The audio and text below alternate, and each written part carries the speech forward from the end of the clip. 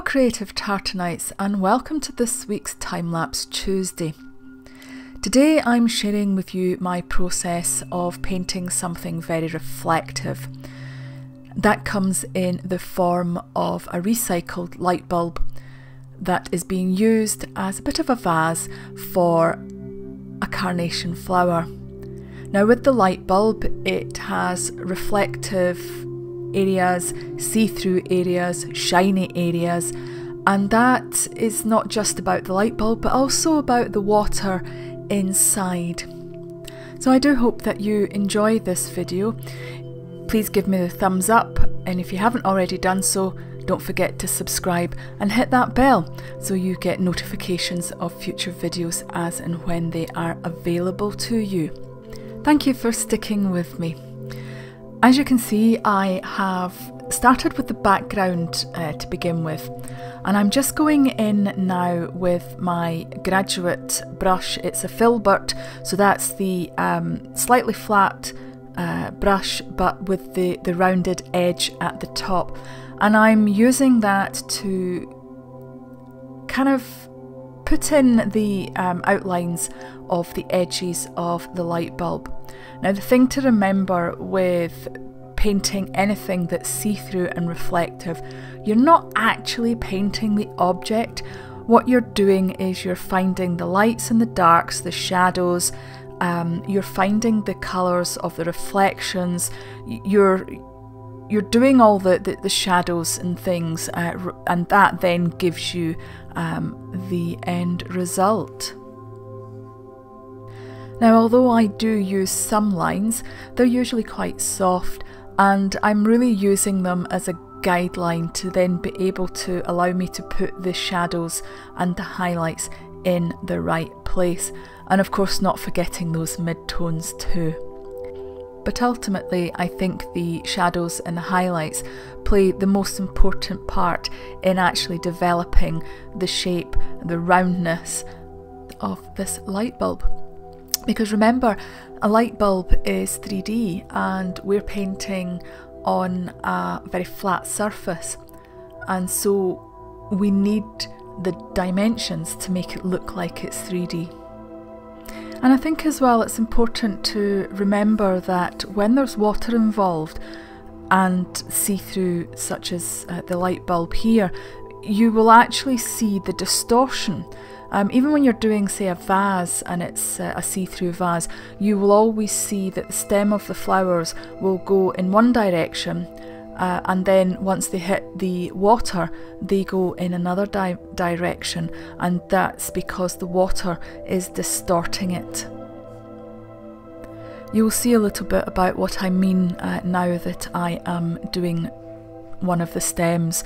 You can see that above the water is slightly to the right from the stem that is actually in the part of the stem that's actually in the water. There was also a bit of a reflection on the bulb which was obscuring really your view of the stem as well, and so I've painted that in. So from here on I'm looking at where is the object, what colours are in the object, where the darks and the lights are, because as you see I'm using different values of the green. I'm picking out where the reflections are on the actual glass of the bulb and where the shadows of the background are, and simply building up my layers from there. Do you enjoy painting reflective surfaces? I certainly had a lot of fun painting this. Or do you struggle?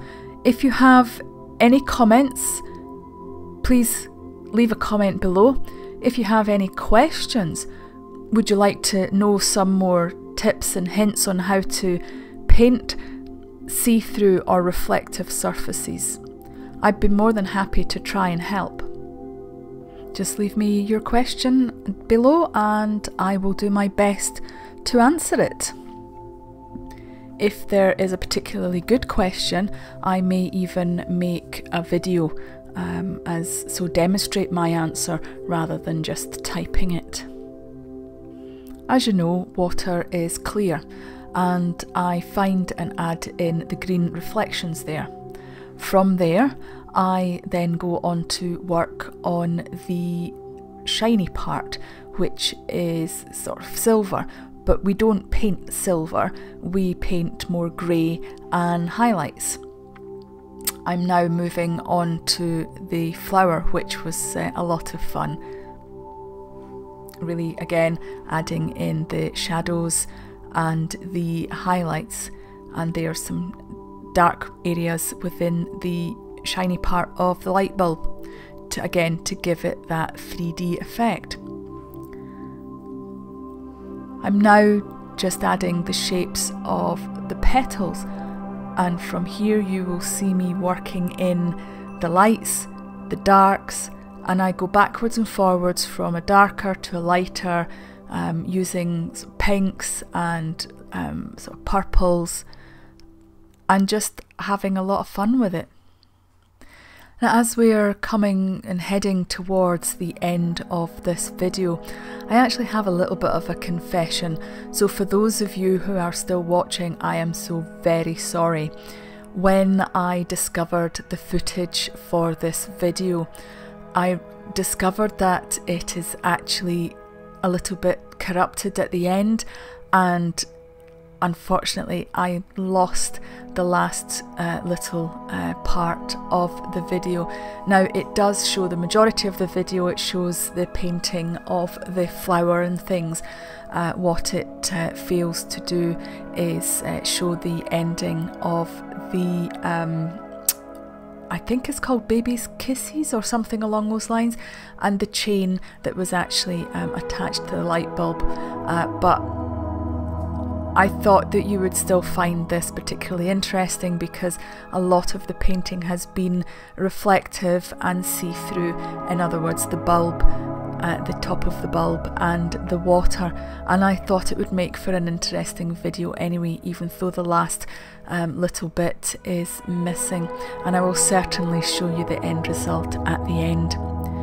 So I do really sincerely hope that you have gained some inspiration from this video, maybe even learned a little bit more about how to paint reflective and see-through surfaces. So I will leave you to watch the end of this video. Again, if you like it, please give me the thumbs up, it really does make a difference.